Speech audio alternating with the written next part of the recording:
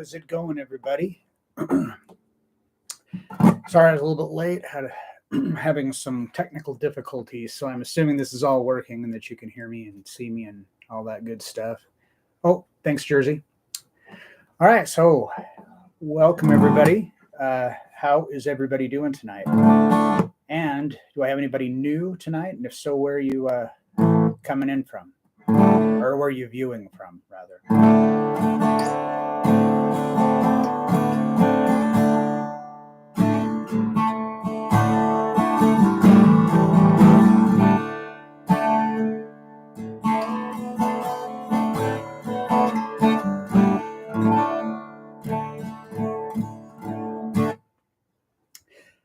And as usual, there is a link in the description where you can download the tabs for one of the things we're going to be looking at.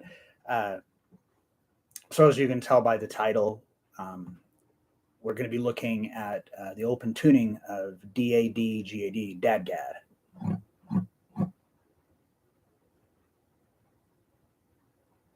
Oh, you already tuned to it, Jersey?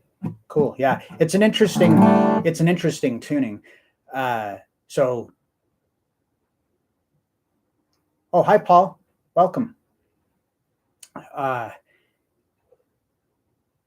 Yeah, so it's just you just have to change 3 strings. You have to tune your low E string down to a D, and you have to tune your B string down to an A, and your high E string down to a D as well.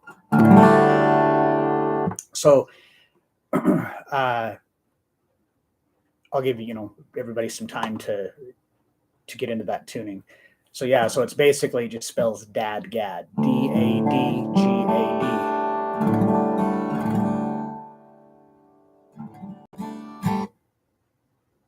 Oh, hi, Crit, welcome. Yeah, so I haven't done a lot with a lot of different open tunings or anything. I don't know, it was just something I just kind of never got around to or anything. But this particular tuning, I discovered this one a long time ago, 20 years ago, 25 years ago, maybe longer.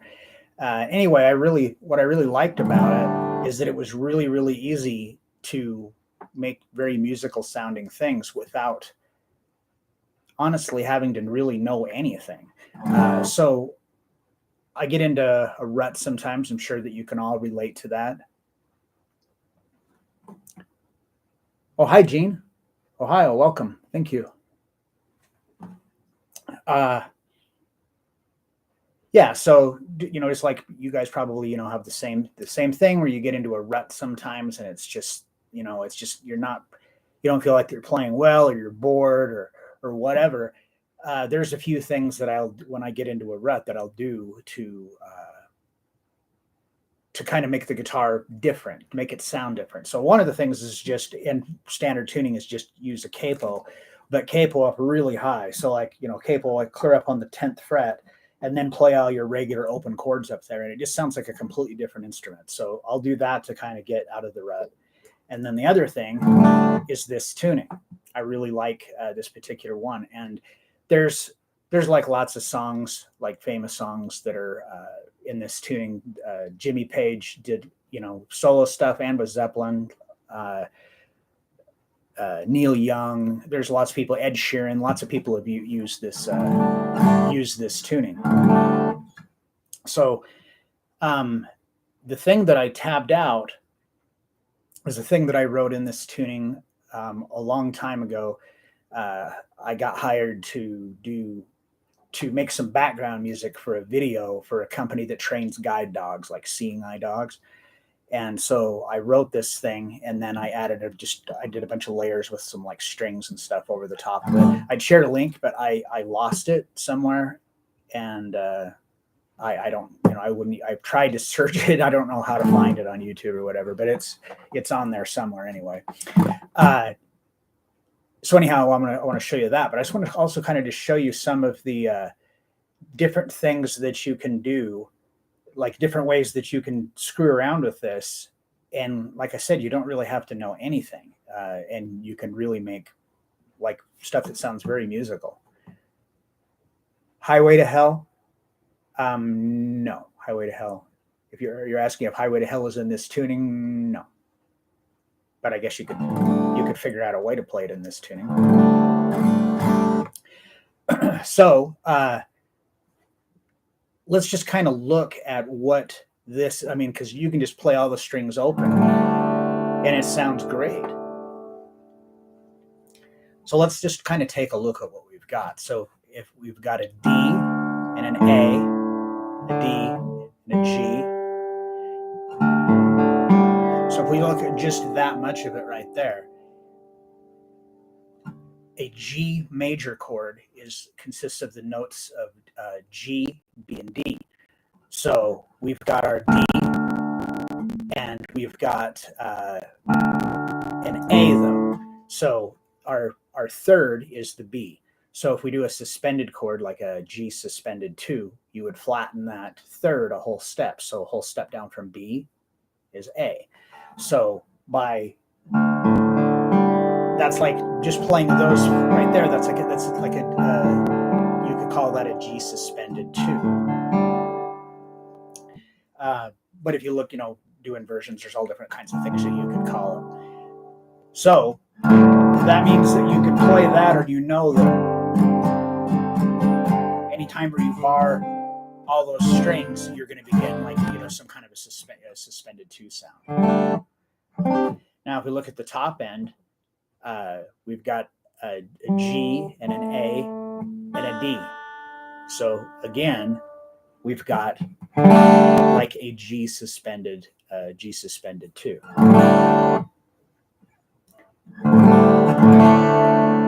So right here, by just placing my first finger onto the second fret of the G string, we've changed this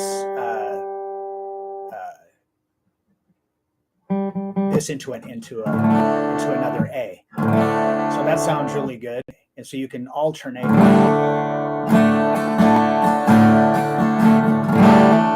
So just by strumming all the strings open and then hammering onto that.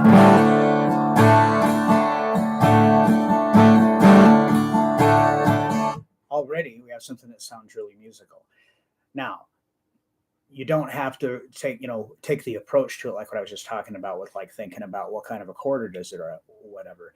Because like when I wrote the thing for that video, I didn't do that at all. I completely did it just basically off of sound. I just tried to completely ignore, anything of trying to think of theory and just play. Because I don't remember now because it was a long time ago, but I mean, it could have been at that time that maybe the reason I did that is that I was in a rut, or I just couldn't come up with anything that I liked, just in standard tuning. So this piece,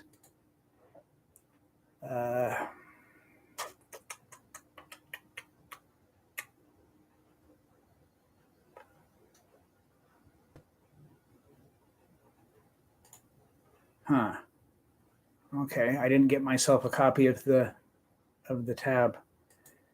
Oops.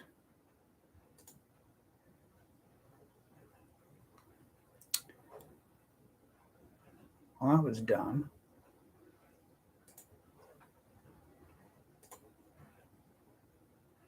Let me try something else here. I'm not sure if it works.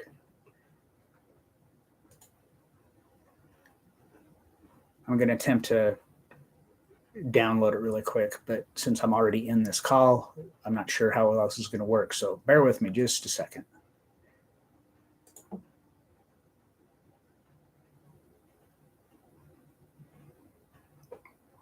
Oh, wait a minute.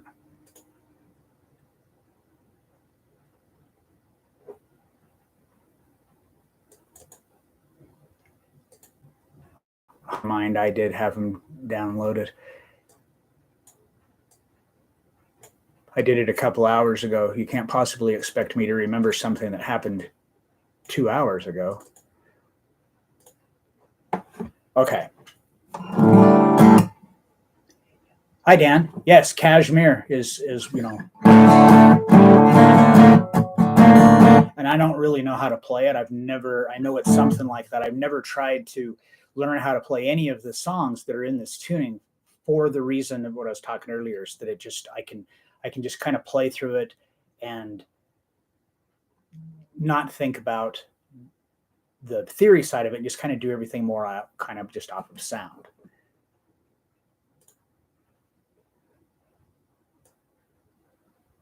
All right, so I hope everybody's had a chance to download the tab and get into the tuning.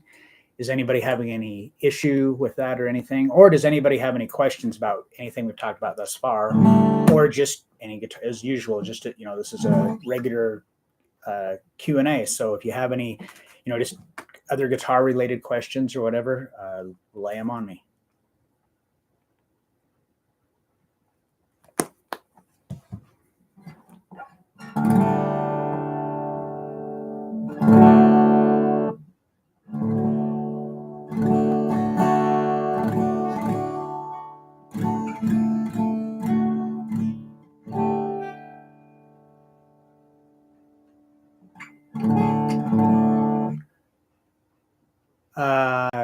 Can you play It's Okay to Leave a Dog in a Hot Car by the Beatles? No, I cannot.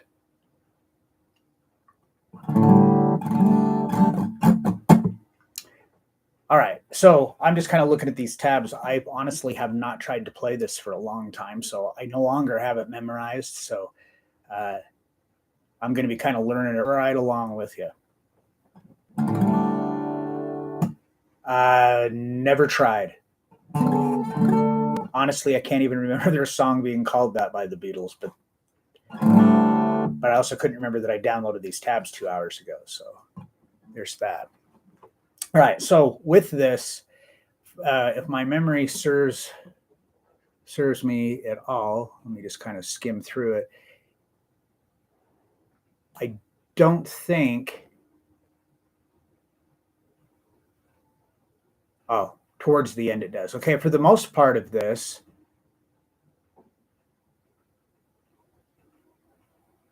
okay, great, Crit.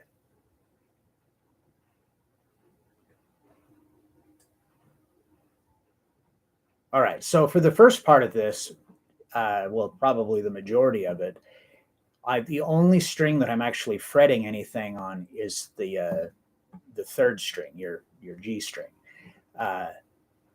And I'm just moving that around and then playing the other strings open. So you get this kind of this familiarity, this kind of droning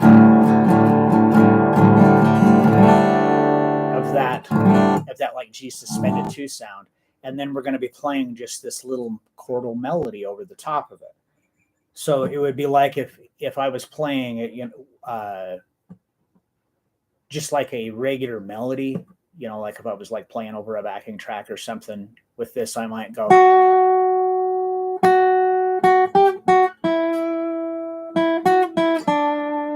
like that, but with the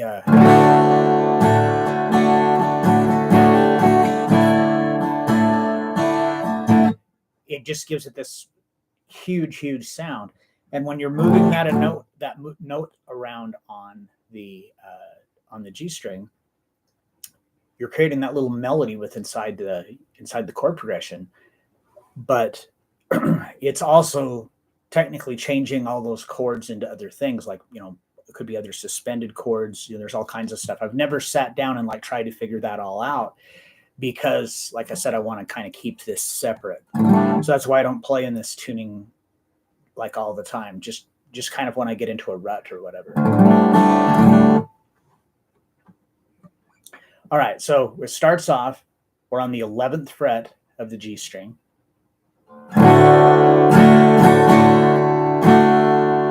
then we're going to do the 11 slide to 12 back to 11 and then open.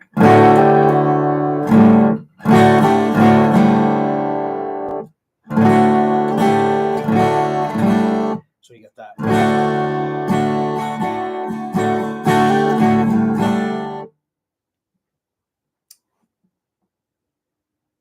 Go open and then to the 9th fret.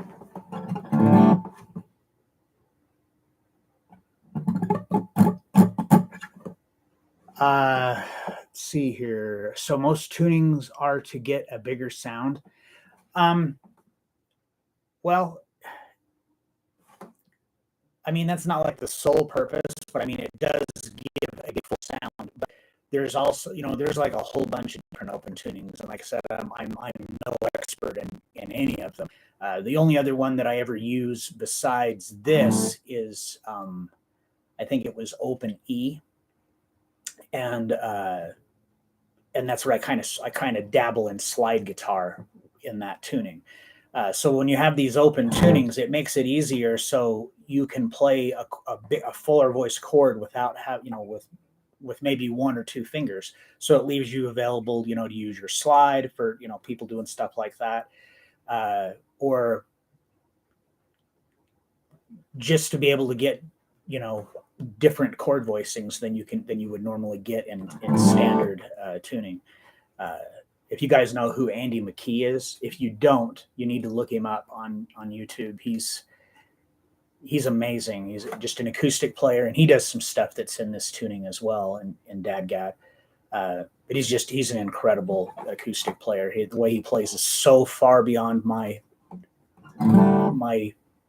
ability to even comprehend what he's doing. I wouldn't have a prayer as to trying to play it. Anyhow, Dan, I hope that somewhat answers your question.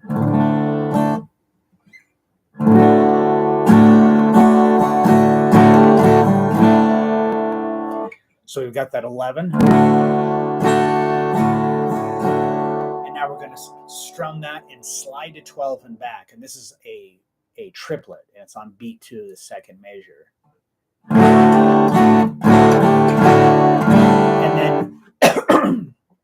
And then on the on beat 3, it's just all the strings open, and then on beat 4, 9th fret on the G string. Oh, you're welcome. Great. I'm glad I could answer it.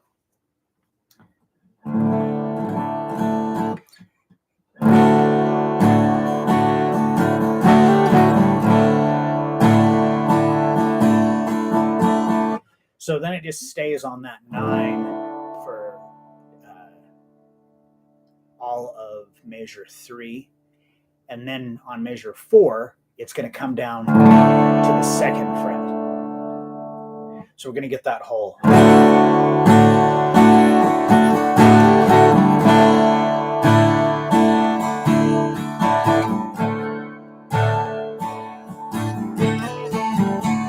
So now there on measure 5, we're going to do that same that we did up here. That's triplet slide.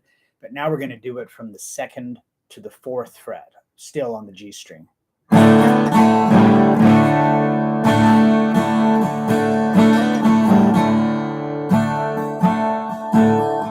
So that, if I recall correctly, I think that's actually the whole.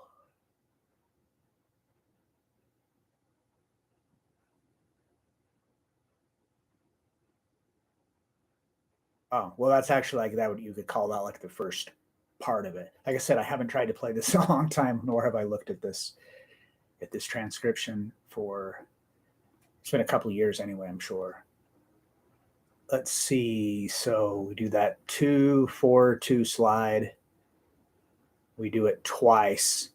Whoops. And then starting on measure 8, it's going to go back up to the 11th fret, and it's going to do just a slight variation on what we did. Hi, Jay. The tuning is DADGAD. So you just tune both your E strings down to a D, and tune your B string down to an A. So you have D, A, D, G, A, D, DADGAD.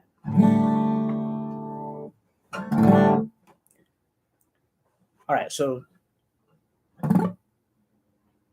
that whole first part again, I guess would be the first 7 measures.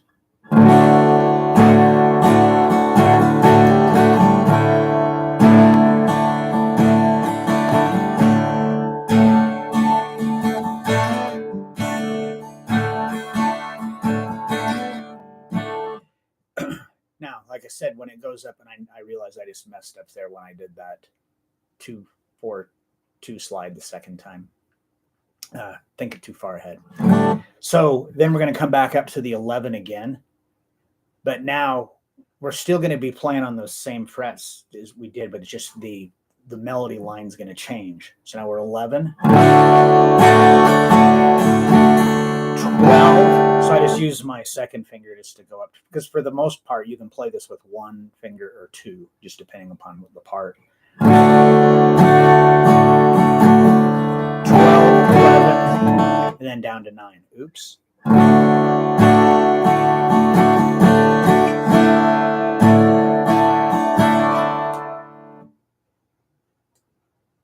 Got to flip the page. Yeah, this would be easier if I actually had it memorized. Let's see, so.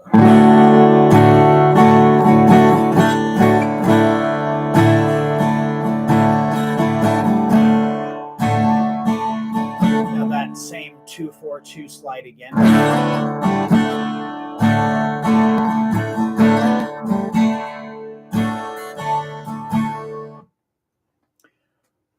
All right, so that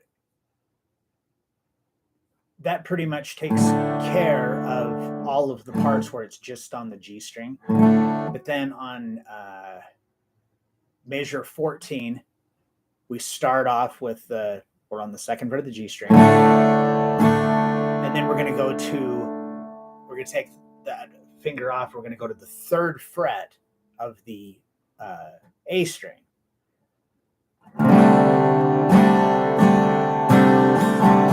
Second fret. I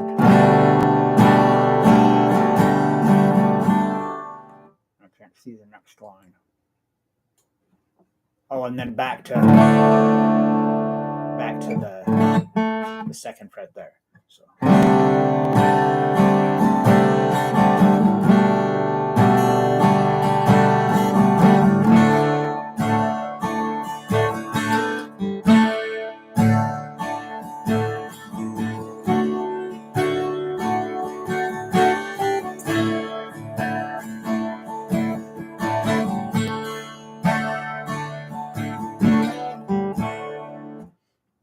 So you can mess around with that whole idea and you can change the rhythm, you can change the timing of when you make the change or whatever to just however it is that you like.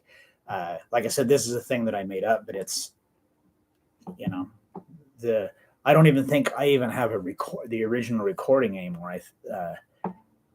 Because I had changed. In my studio, I had changed what DAW I was using and changed computers, and I ended up losing some old stuff, some old recordings. And so I don't believe I even have a recording of it anymore. But anyway, hopefully it could be something that you can do when, like I said, when you get in, you feel like you're in a rut. So you can just have some other, look at the guitar in a totally different way. So that, you can...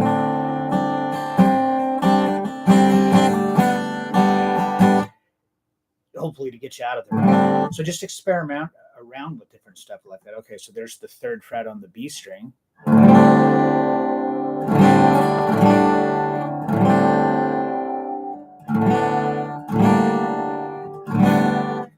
open, second fret, third fret, fifth fret. Those all sound good.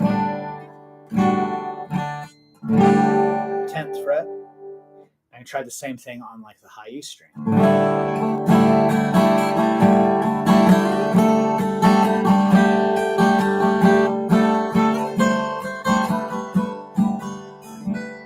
The way that sounds as much at all.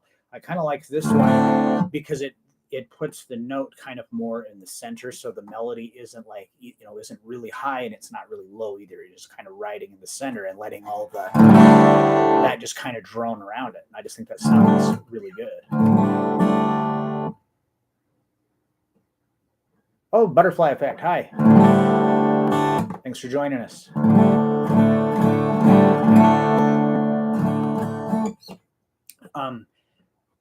So does anybody have any questions about any of this that we've gone over?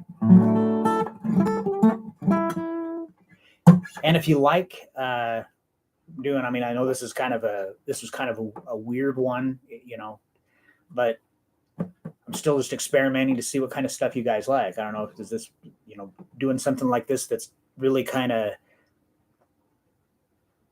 well, totally different. Like it's kind of somewhat out of my own comfort zone, but that's the thing that's nice about this is that it's pretty hard to play anything that sounds really, really bad. I mean, it is possible, but for the most part, you can get a lot of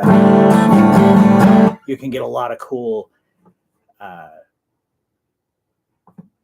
cool musical sound and stuff out of this just by just kind of screwing around.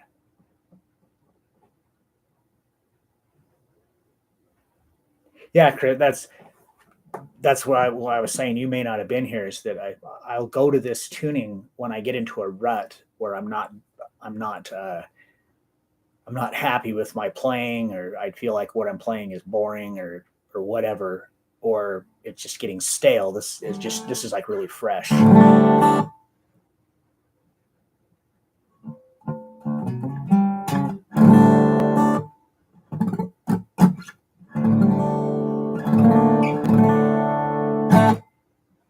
Right. So there are, I'm sure, lots of other combinations of things that can be done. I haven't really messed around with them a whole lot.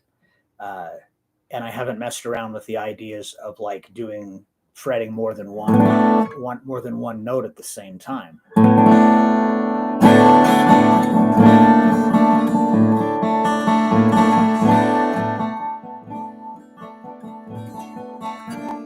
That kind of sounds nice. So all I'm doing there is I'm just doing the dyad shape of a minor third.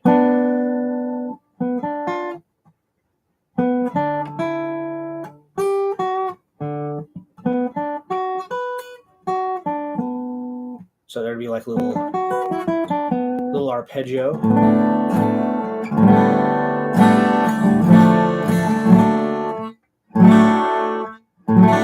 Here's that minor dyad shape again.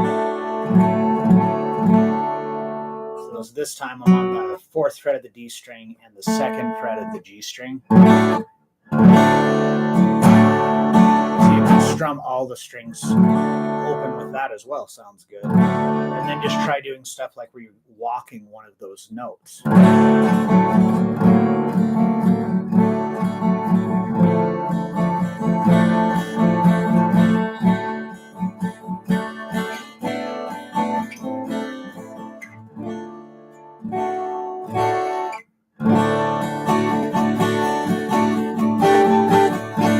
That sounds pretty nice there. So I'm on the 12th fret of the D string with my 2nd finger and the 11th fret of the G string with my 1st finger. And then I can move up that note on the G string.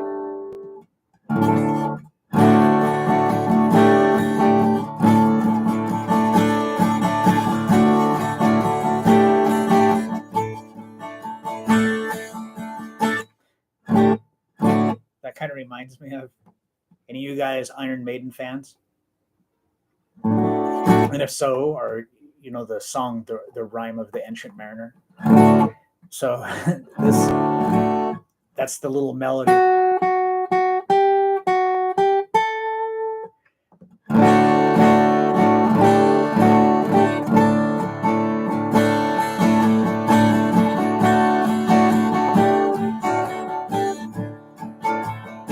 So it kind of sounds like it's like this Celtic version of Rime of the Ancient Mariner. But this is basically what I'll do, is I'll just sit down and just mess around. Like I said, for the most part, I always have just kind of stayed with those singular note things and haven't done a whole lot, or at least I don't remember doing it. I think that actually is kind of cool.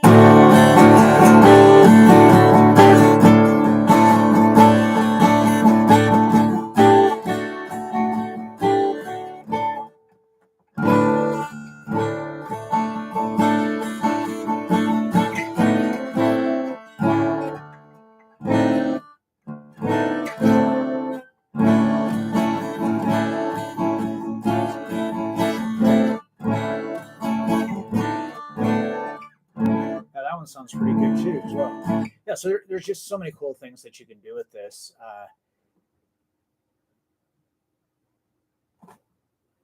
Sounds like something you should put up during the week.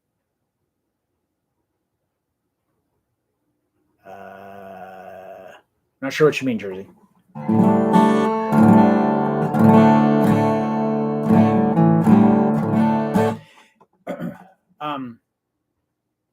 Yeah. So, is this something like, this kind of a thing? Because I've got another one that I could do on. It's a little kind of a slide guitar thing that I made up. That's not too difficult to play. I am by no means a slide player, but I started kind of just messing around with it because I have this old acoustic guitar that works really good for slide because it's partially broken, so it just kind of, the action is just like perfect for playing slide.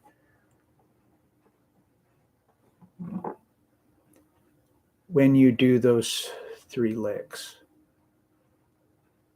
Oh, you mean to do songs that are in this tuning?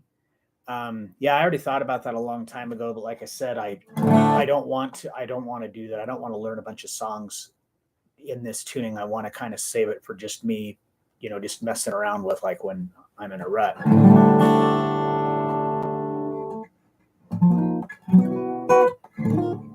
All right, yeah. So maybe we'll do that. We'll do the slide thing, not necessarily next time or whatever. But yeah, I think that could be cool. And then for you guys that have been around here from the beginning, or anybody else that's new for that matter, or whatever, if you've watched the reruns, but I've done some videos where it's just like I've shown some of my gear, like a show and tell thing. I recently got back into my possession the very first guitar amplifier that I ever had, and not like the same kind, but the actual amp that I had that I got when I was like 12. And I recently got it back, and I have not turned it on or done anything with it. And I thought about maybe doing that, sharing it with you guys, and you can check it out. If memory serves, the thing sounded terrible, but that could have just been me blaming the amp for my lack of skill. So anyhow, is that the gear videos something you guys are still interested in?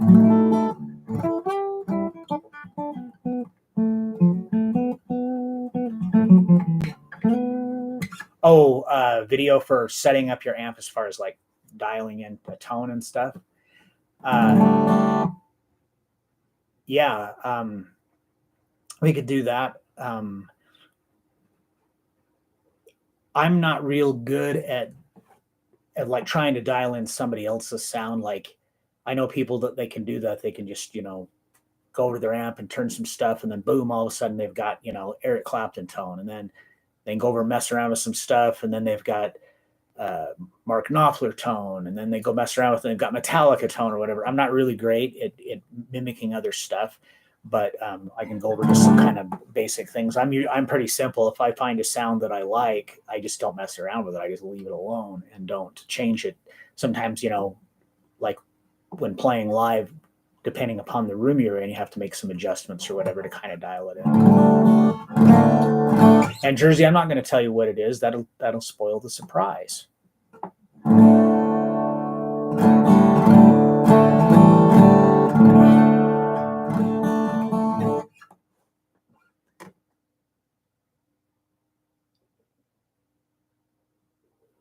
Oh, Vox VTX 20.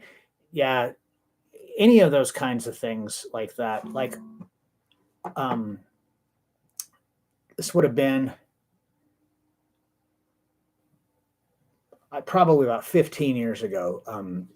Boss came out with the pedal board, the GT10, and now they're up to, I think it's a GT1000, but the GT10 came out, and I was in Guitar Center, and the previous model, the GT8, the one that they had been using as their floor demo, they had it on clearance for a really, really, really stupid cheap price. So my girlfriend bought it for me for, it was like Valentine's Day present, I think. And anyway, I used that it's part of my live gig. I use it for in the YouTube videos. My amp sounds and the regular YouTube videos are from that GT8. And anyway, I've had that thing for all this time, and I don't even know a fraction of everything they can do. But I don't really like doing that either. I'm not one of them guys that can just sit there and make all these micro adjustments and spend hours doing that. I hate that. I don't like having lots of pedals. If it can be avoided. I love an amp that you can just plug into, and the amp itself just sounds really good without having to put anything out in front of it.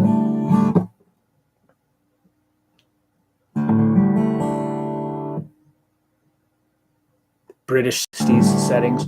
Yeah. There's all kinds of just like cool tones that I hear that then when I play through them personally, I don't think they sound good. And that's not the tone. That's me. If you guys ever heard the saying, they say the tone comes from your hands. I didn't used to believe that, but I totally do now, because you can watch those videos where like Steve Stevens, and he's playing like on a Hello Kitty guitar, and it still sounds good, because he's a good player. But yeah, with me, I'll hear a tone, like the old like Marshall tones, or like the old high watt tones, and then when I try to play through a setting like that, it doesn't sound good to my ear because it's just because of the way I play. At least that's my opinion, I think.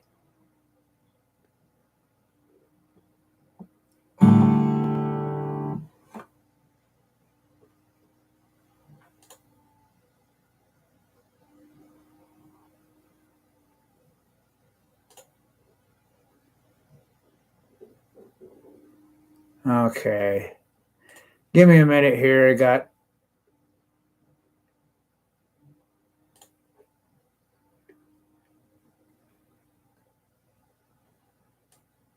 all right, had some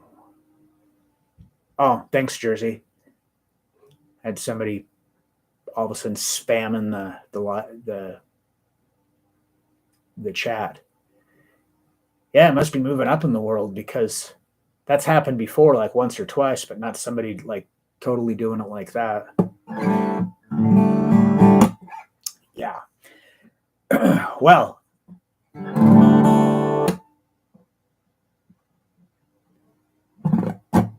yeah. So anyway, that pretty much covers everything from the piece. I'll try to see if I can play it all the way through.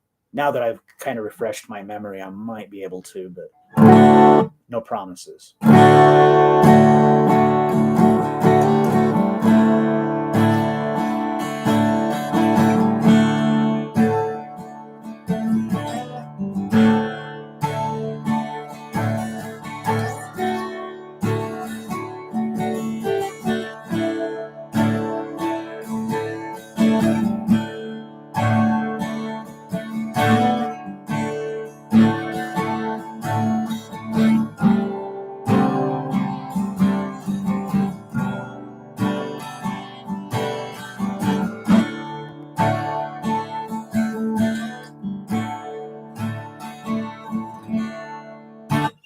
So something like that. So, it could just go on and on and on forever. And the thing that I did on the recording, I'm sure has more than what's in that transcription. When I did that, I was just trying to put down just kind of the main idea, and then you can just kind of move all around from there. All right. So does anybody have any questions about this, or just other guitar related questions? This was weird too, is put it in a tuning like this and then try to play shapes that just like chords. Sound weird, or scales. Sounds really weird.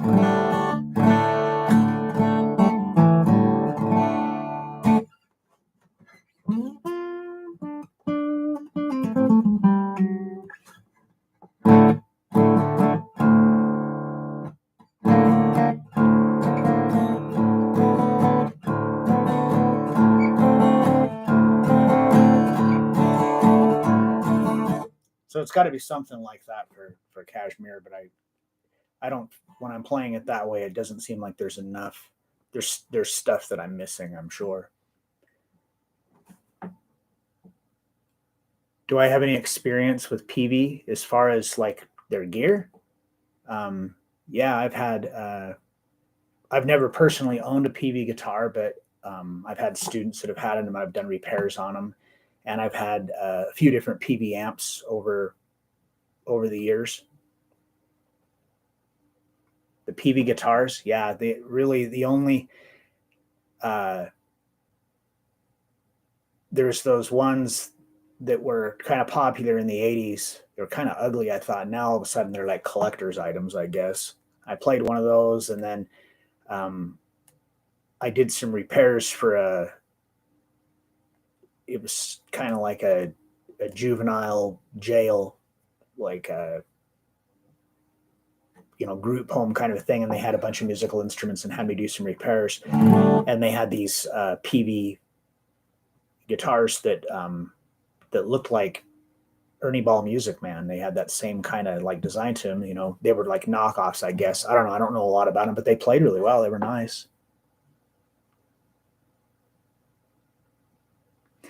Yeah, well, I think that with the guitars, they're just like any other brand. I mean, you can buy uh, Epiphones that are really really nice that I personally like better than the Gibsons, and then there's also Epiphones that are they'd be good for rowing a canoe, but that would be about it. So it'd be something you have to kind of really look at. But I don't, like I said, I just don't know a whole lot about the PV, but the guitars, but their amps were really great. They had some really just killer sounding ones back in the 80s.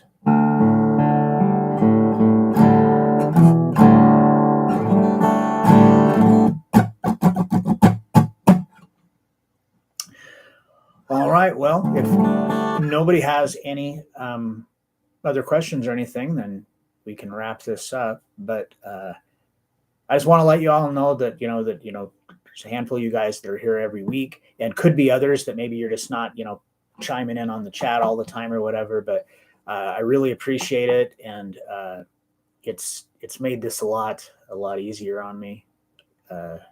On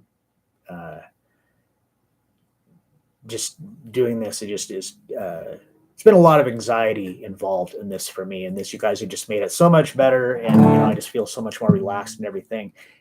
Oh, thank you, Crit. Thank you, I appreciate it. But anyway, yeah, if you like what I'm doing, hit the thumbs up, subscribe to the channel, yada yada yada. You guys all know the routine and everything, and grab them tabs for that thing. I mean, I don't think it's the coolest open DADGAD tuning riff or anything ever, but I think it sounds kind of nice, and it, like I said, it can just really get you out of the rut. So one thing I was going to try, and then when we started getting all spammed, I forgot. I've never thought about doing this. Let's capo it in this tuning. Let's try it right here on the 6th fret.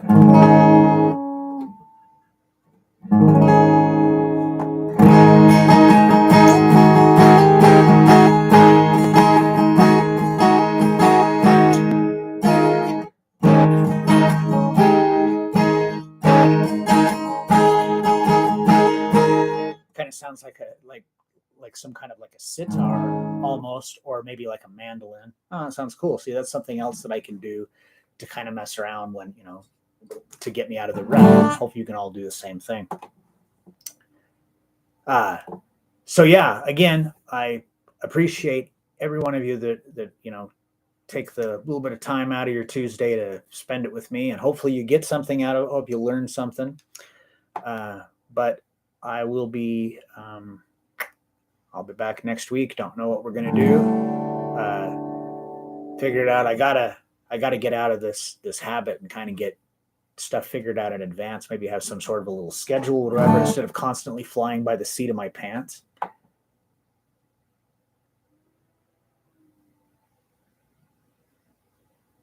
Rut, you go down to the range.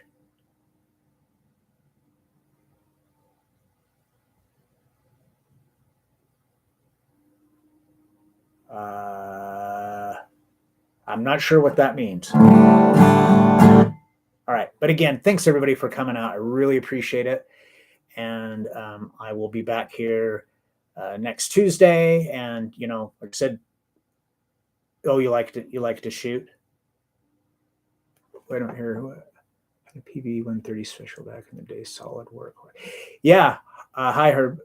Yeah, the PV amps that they made, well, even the ones in the 70s, my first like big amp I ever had was a PV, and I used it for my guitar, and it turned out it was a bass amp, but I didn't know at the time. I bought it used, but it was just going from my little tiny amp that, like I was talking about, that I'm going to show you guys, my first amp, to this was like a big upgrade in volume anyway. All right. Well, yes. Again, thanks everybody for tuning in. Really appreciate it. And what's the diff? What's the diff in what?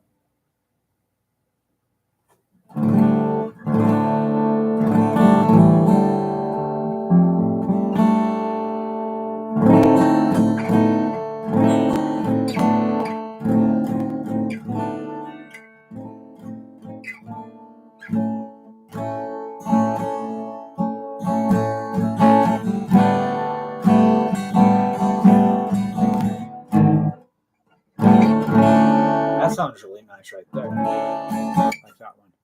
Oh, bass amp, guitar amp. Yeah. So it was a bass amp. It had, and you know, guitar amp. Well, now they you know, you can get guitar amps that have, you know, I got a guitar amp. It's got a speaker in it. It's like 4 inches. And the thing sounds amazing. But back in the day, it was like if you had a guitar, you wanted a 12, and if it was bass, you get a 15 or an 18. Well, this had a 15. It was a, I think the amp was a TKO 80, and it had 115 in it, and I ran that with a DADGAD super distortion out in front of it. That was like my setup when I was in high school. And then I didn't really start getting decent gear until after. In fact, that my white Stratocaster back there that I did the show and tell on, when I bought that, I bought a Fender M80 head and half stack at the same time, and I still have that. I think is a really good sounding amp too. It's just that all the pot emitters are so dirty. If you touch any of them, it sounds like firecrackers going off. I need to clean it.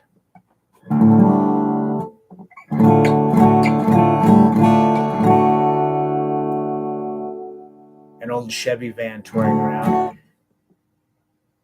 That was, I think our old van was a Dodge. I don't remember. It was a piece of car. Well, it wasn't so bad, but the tires on it were terrifying. We went over the Donner Pass, and these tires, I mean, they had all 4 of them had cords sticking out of it and stuff, and it was pretty scary. But yeah, again, everybody, thanks for tuning in. Really appreciate it, and I will see you all next Tuesday. Have a great week, everybody. See ya.